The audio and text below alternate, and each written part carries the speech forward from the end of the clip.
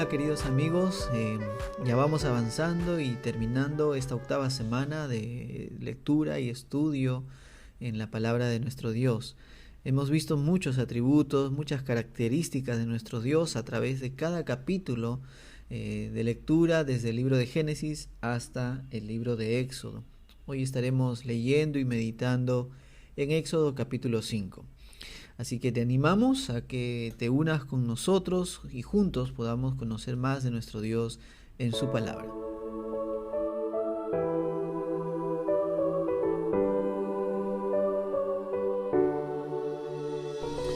Bien amigos, Éxodo capítulo 5 nos va a mostrar ya a Moisés y Aarón frente al faraón. Ya tenemos a un Moisés totalmente diferente al que salió de Egipto, ahora llega de la mano de su mismo Dios, llega también acompañado de Aarón y llega también con todas las imperfecciones. Recordemos que Dios lo capacita, pero no quita de él sus imperfecciones, sino sustenta proveyendo a Aarón para que lo ayude en medio de sus imperfecciones. Es interesante ese aspecto de la obra de Dios en nuestras vidas. A veces uno dice: Señor, quítame, X cosas para poder servirte mejor. Pero la providencia de Dios se manifiesta de una forma diferente. No siempre quitando las cosas que a nosotros nos disgusta o que bajo nuestra percepción serviríamos mejor sin ser tímidos, serviríamos mejor sin tener orgullo, pero muchas veces el orgullo en nuestro corazón nos va a mostrar nuestra incapacidad, nuestra fragilidad, ¿no? Y obviamente el Señor, como vimos el día de ayer, va a limpiar nuestras vidas y va a demandar santidad de nuestras vidas, pero Él va a proveer soberanamente de la manera como a Él mejor le parezca. Para Moisés, la provisión de Dios para la obra que tenía que ejecutar fue Aarón. Aarón iba a acompañar a Moisés delante de Faraón. Y como es lógico y como sabemos, frente al pedido de Moisés y Aarón al faraón está la respuesta totalmente negativa del faraón. Negativa y también irreverente. ¿Quién es el Señor? Dice el versículo 2, para que yo le escuche, para que escuche su voz y deje ir a Israel. No lo conozco, además no dejaré ir a Israel. O sea, así lo conociera, no voy a dejarlo ir, ¿no? No lo conozco en primer lugar, pero si lo conociera tampoco lo dejaría ir. Tanto es así que intensifica el faraón el trabajo y el esfuerzo y el martirio del pueblo de Israel. Y a pesar de que Moisés y Aarón sabían que el corazón del faraón iba a ser endurecido, no dejaba de tener la expectativa de obtener una respuesta positiva del faraón. Pero no es así. Y es más, Moisés, Aarón y el pueblo de Israel prueban, digamos así, la intensidad como consecuencia de aquel pedido, ¿no? La intensidad de respuesta del faraón como consecuencia de aquel pedido.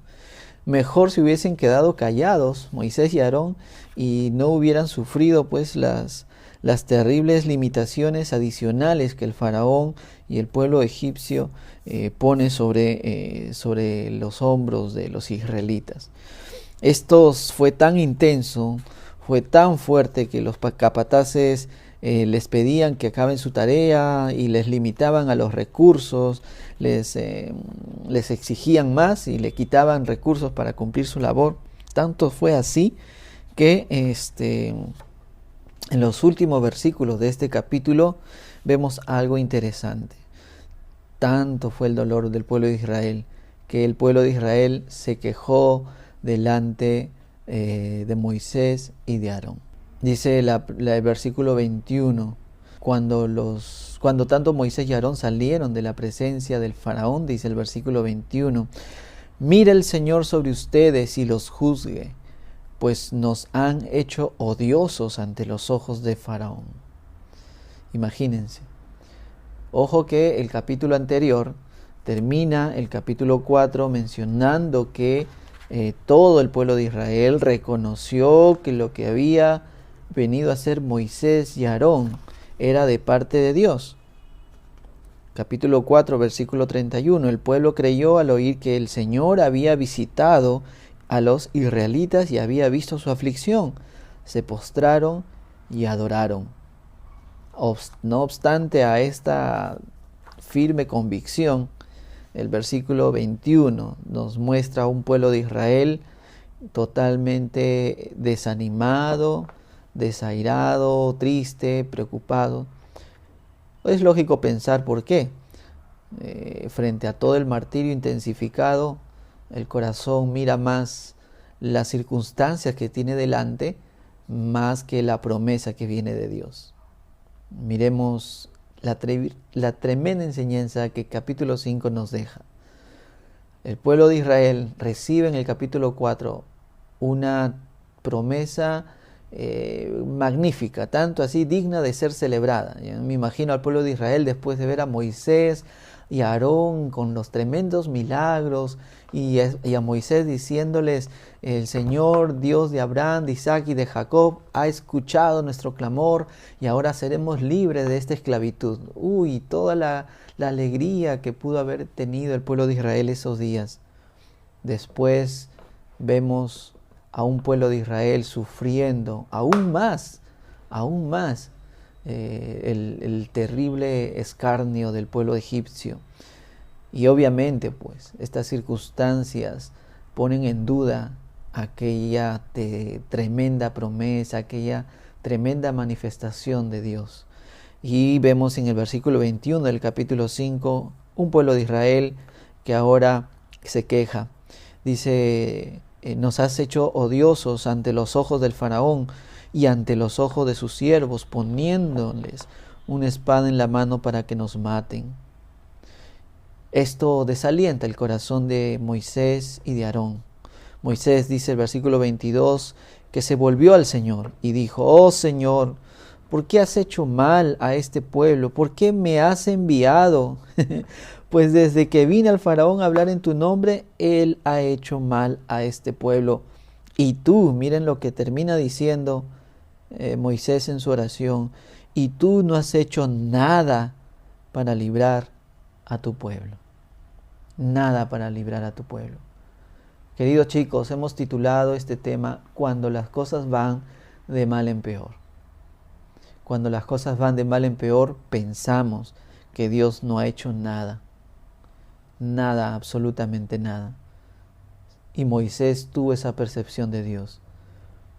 Pero nosotros que vemos desde este lado la historia, que ya sabemos en qué iba a terminar todo, sabemos que Dios sí estaba haciendo algo. Lo que estaba haciendo era endurecer el corazón del faraón. Lo que iba a hacer más adelante, en los siguientes capítulos, del capítulo 6, 7 hasta el 10 más o menos, era mostrarnos cómo Dios iba a endurecer tremendamente el corazón del faraón y mostrar y enseñar al pueblo de Israel quién era Él. Cuando las cosas van de mal en peor, Dios está mostrando quién es Él. No miremos las circunstancias que nos agobian. Tal vez nos pongamos tristes o nos preocupemos, pero no desconfiemos de que Dios no está haciendo absolutamente nada. Las cosas van de mal en peor en tu vida. Recuerda, al pueblo de Israel también las cosas fueron de mal en peor. Y fue justo después de recibir la tremenda promesa de que Dios había escuchado su clamor, de que Dios no se había olvidado de ellos, de que Dios había visto su aflicción y de que Dios los había visitado. Uno espera, uno tiene expectativas. Dios me ha escuchado, ahora las cosas mejorarán. Pero miren, no siempre es así. Pueden empeorar, pero Dios nunca ha dejado de estar presente. Cuando las cosas agobien, chicos, abracemos las promesas del Señor. Abracemos sus atributos, su deidad, su omnisciencia. Él sabe lo que hace y sabe para qué lo hace. No miremos solamente las circunstancias tan difíciles y tal vez empeoran.